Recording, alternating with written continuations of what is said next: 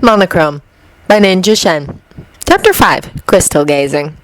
Keiko Kanazuki walked hurriedly through the halls of Oran with an air of confidence, her head held high, her heels clicking sharply against the immaculate tile floor. She was a woman on a mission. Reiko needed to speak with Nekozawa on a matter she found to be most pressing. She had even left her class early to be sure to make it to the theater department before the others in her club, for this was a matter of utmost importance. She needed to be the second one there today. Nekozawa was always the first. It had taken her days of divining, hours of fruitless concentration, before she finally had come to the realization she had been searching for. Her club president's spiritual barriers had been almost impossible to break through, and she felt quite proud of herself for finally doing so, despite what he would think.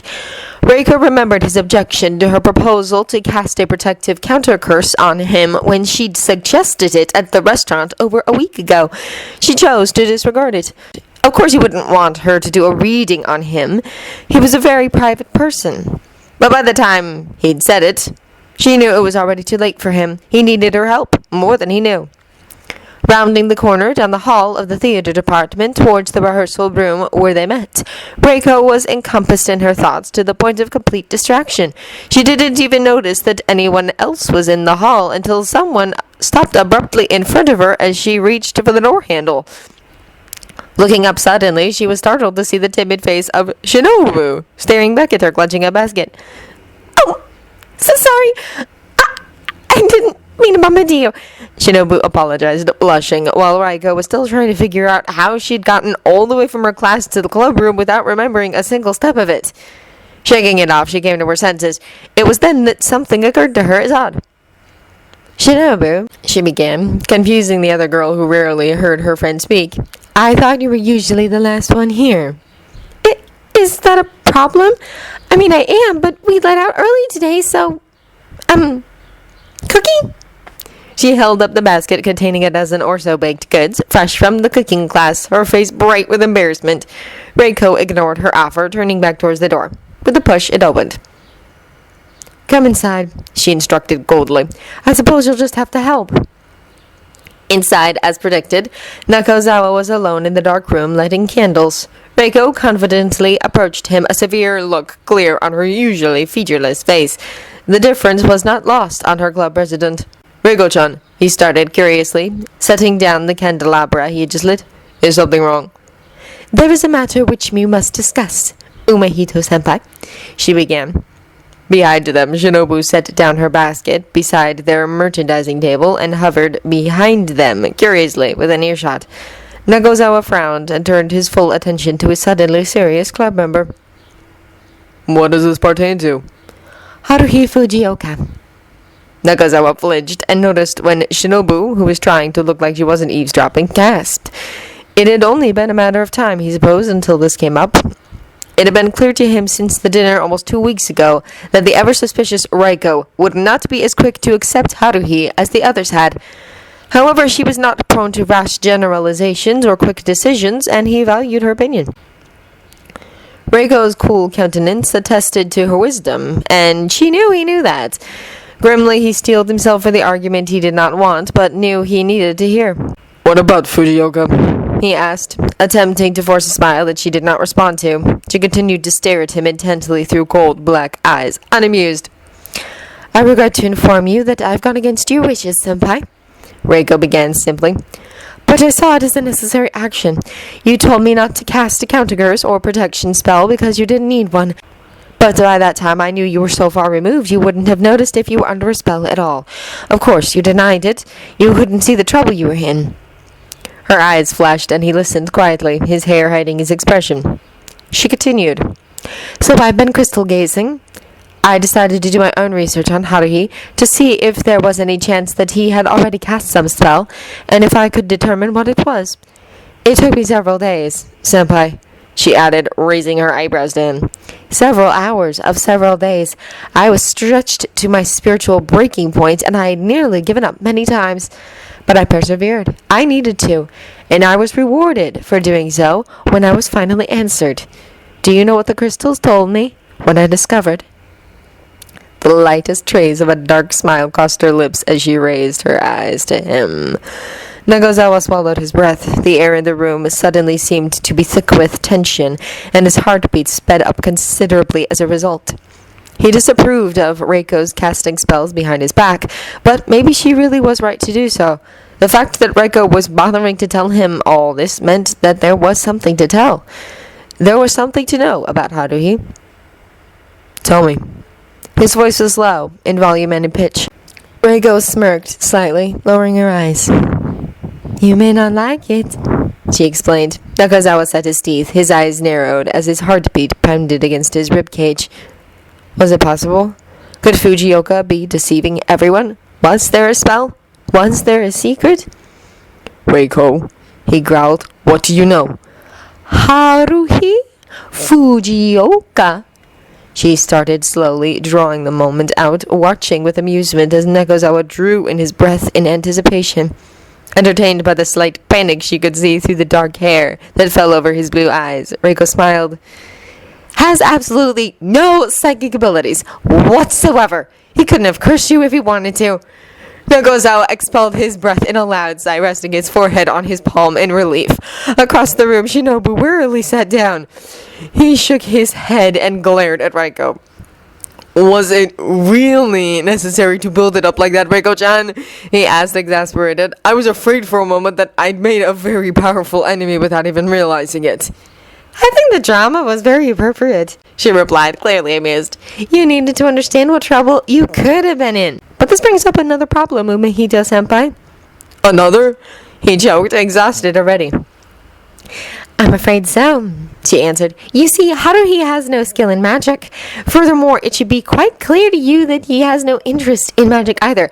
And pertaining to what you said earlier about powerful enemies, well, you would have them. The host club, which seems to cherish Fujioka, includes the future heirs of such industries as medicine, school administration, and fashion, besides, of course, masters of kendo and karate. At our best, our club has the automotive industry, the music industry, and old royalty. No club in this school can win against them, especially our own, unless we call upon dark forces. Therefore, I have concluded that it would be a disaster for Haruhi Fujioka to join the Black Magic Club. A deafening silence hung heavy in the air as Nekozawa considered her words. He knew there was a truth behind them, a painful truth that seemed to strike him right in the chest. And what was more, he had known it all along, somewhere at the edge of his conscience. He had been having such a good time that he purposefully ignored the nagging thoughts that insisted that all his efforts would be in vain. But eventually, it was sure to become an issue that would need addressing, and now was that time. There was almost no chance of getting Haruhi into his club. Nekozawa seemed to deflate. Shinobu opened her mouth to say something, but nothing actually came out. She lowered her head, hiding her face behind her hair, at a loss for words of comfort or optimism. Nekozawa sighed, and then righted himself, quickly recovering. You're very right, Reiko-chan, he agreed quietly, his voice solemn. I shall stop inviting Fujioka to our club. Why? The question struck him as odd. He raised a curious eyebrow to the dark-eyed girl, standing silently in front of him. Hadn't she just given him a long list of reasons why? Well, because we could never get him in our club. And you can't have friends outside this club? There was a long pause.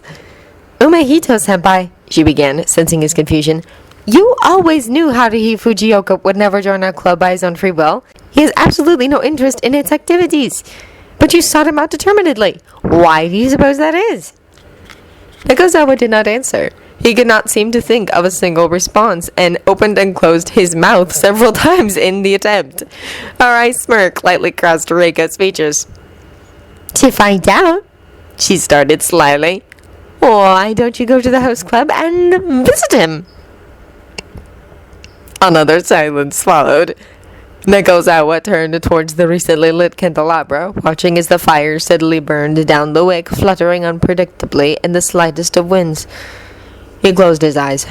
When he opened them again, he made a decision. I think I will, he declared confidently, grabbing Bereznov from the end table. The door opened then, and Taro entered the room. Oh, Reiko and Shinobu, you're quite early, he commented.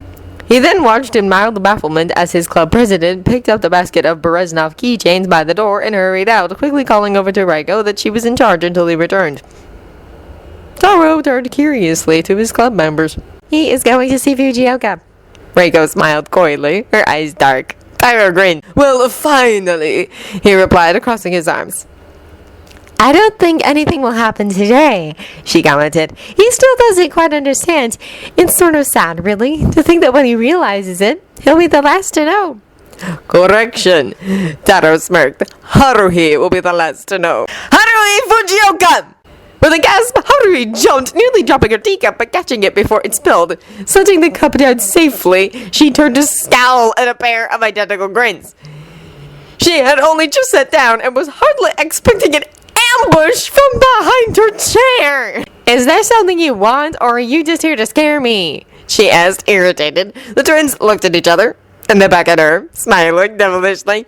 Before the clients get here, they began in unison, their eyes sparkling with mischief. We wanted to show you something. Before she could protest, they had pulled her up forcibly and were dragging her over to the practice room. Stopping just in front of the double doors, they left her, quickly reaching for the door handles before she could find the time to ask what was going on. With a glance to each other, Hikaru and Kaoru opened the doors. Behind them, a beautifully crafted, elegant white satin dress hanging off a slender dressing dummy shimmered before her. Haruhi turned and walked away. No! They protested, following her. You're supposed to get all sparkly and go, I want to try it on! No, thank you, she replied blandly as Tamaki peered into the room to see the garment in question. But we had it made for you, Hikaru continued, stepping into Haruhi's path. See? High cut, shoulderless design with extra material around the chest to hide that you don't have one. Forget it. Haruhi! The twins whined. Just try it on! Now! But I want to know if we got the measurements right, Kaoru explained, since we had to sort of eyeball it. Stop eyeballing my daughter, you miscreants! Tamaki hollered fiercely before turning toward Haruhi determinedly. And Haruhi, as your father, I insist that you try on that dress!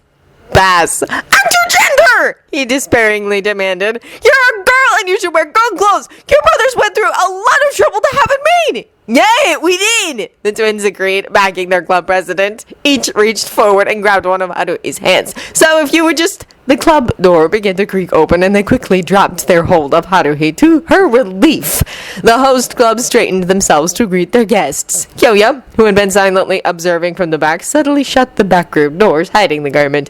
The club members smiled radiantly at their client. Welcome! Their greeting was cut short when a familiar black cowl and cat puppet darkened their doorway. Kaoru groaned, while Hikaru rolled his eyes, and Tamaki drew back a few paces defensively. Kyoya made note. Nekozawa! Tamaki started in a shrill voice. What do you want? Why, nothing you aren't willing to give, Suo-kun. Nekozawa smiled darkly from beneath his hood, entering the room. And maybe a few things you aren't willing to part with. You gave up my soul! I'll bargain for that later. For now, I've come to inform you all of a great deal we're offering at the Black Magic Club. You really can't miss it. We don't want it! The Hitachi twins interrupted, waving him off. Go back to your back cave. You won't hear me out? How disappointing. Well, I can't come all this way and not tell anyone. Shall I stand outside then? I can ask the girls who approach if perhaps they would be interested. Okay! Tamaki conceded in a panic. Well, listen! Just don't talk to anyone! How wonderful. Nekozawa beamed at the host club, who seemed to wilt. He held up the basket of keychains in one hand. Bereznov seemed to gesture towards the basket on his other hand.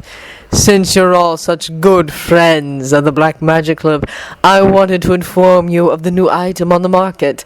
You can buy them independently, or receive one free with each visit to the Black Magic Club. Your very own... He reached into the basket to retrieve one. Suddenly, Nekozawa blanched. Frozen or cookie. There was a long, awkward silence.